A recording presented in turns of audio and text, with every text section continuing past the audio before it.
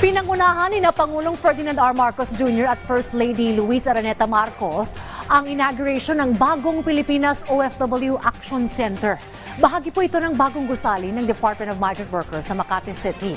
Ayon kay Pangulong Marcos Jr., isa lang ito sa maraming hakbang ng gobyerno para suklian ang sakripisyo ng mga OFW sa pamagitan ng mabilis at epektibong proseso ng kanilang mga pangailangan mula sa pag-alis, sa buong panahon ng kanilang pagtatrabaho hanggang sa kanilang pagbabalik sa Pilipinas. Handog din dito ang serbisyo ng iba pang government agencies.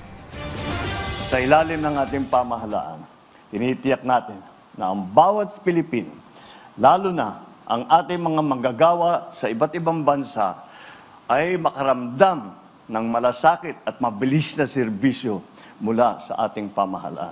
Higit pa rito, ito ay isang paalala ng mas maliwanag na kinabukasan na itinataguyod natin para sa bawat Pilipino. Isang bansang hindi kailangan lisanin pa para makahanap ng disenteng trabaho. At para sa mga pumipiling magtrabaho sa ibang bansa, sigurado silang buo ang suporta ng pamahalaan.